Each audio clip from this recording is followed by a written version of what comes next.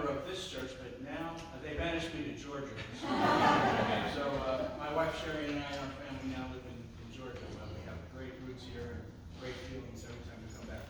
I was asked to give a little bit of a background of Veterans Day, so we're going to take about 3 minutes to do that. Here we go. Hostilities of the First World War were ended by armistice on November 11th, 1918. And armistice is not the end of the war. It's really a ceasefire, and then the parties negotiate the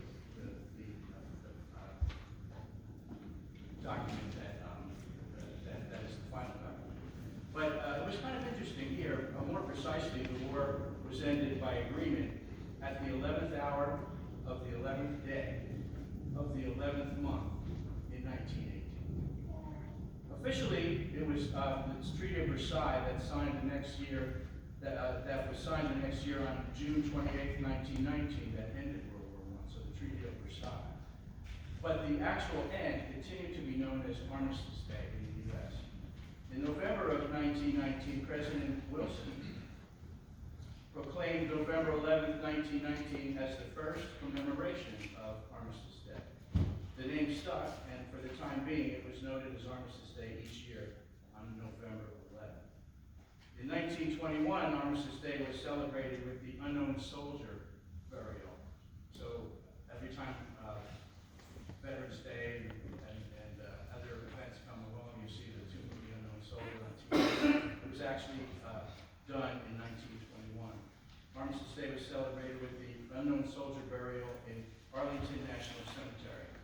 Several countries held similar commemorations with unknown soldiers that year, including France, Belgium, and Britain. In 1954, President Dwight Eisenhower changed the name of the holiday to Veterans Day and directed the VA to plan celebration ceremonies around the country. In 1968, just 14 years later, the Uniform Holidays Bill passed Congress and changed the holiday to the fourth Monday in November. So Veterans Day being kind of all over the place with actual dates. Finally, and lastly, President Gerald Ford changed the holiday back to the original 11th hour of the 11th day of the 11th month each year because of the importance of the treaty language way back when. So that's where it stands. It rotates by day during the year. So here the remembrance stands at November 11th each year.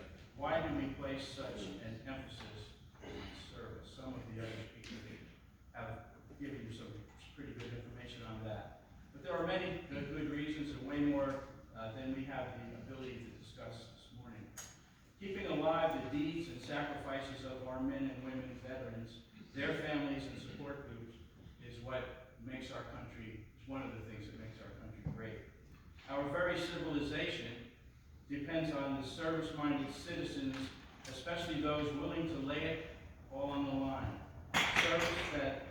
Services that are right now occurring around the world in places we really don't know or really can't maybe spell. Our veterans and armed forces are actively defending. All defending our way of life, which is sought by millions. As a kid, I remember the citywide parades and wreath layings on memorials around the cities. I remember the red poppy flowers that the vets gave out then. Does any vet have a red poppy flower here? No. So, I actually, here's what they look like. I wish I would see more of them. I would see more of these kinds of things around. The poppy flowers that the vets gave out then. At the time, I had no clue as to what the red flowers meant, but wish we could see more now. The poppies, they are so meaningful. The generations that have gone before are calling us all to service, especially those that gave the last full measure of devotion.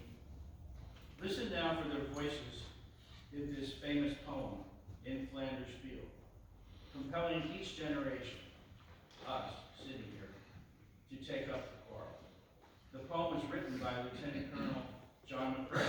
He was a Canadian physician. in Flanders Fields. To be noted, Flanders Fields is an area of Belgium and South France that many lives were given to defend. The Lieutenant Colonel wrote this after just presiding over his best friend's funeral. In Flanders Fields. In Flanders Fields, the poppies blow. Between the crosses, row on row, that mark our place, and in the sky, the larks still bravely singing fly. Scarce heard amid the guns below.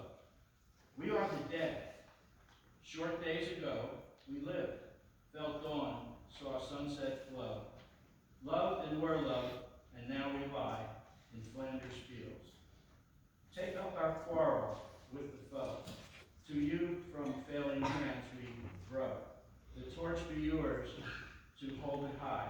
If ye break faith with us who die, we shall not sleep, though poppies grow.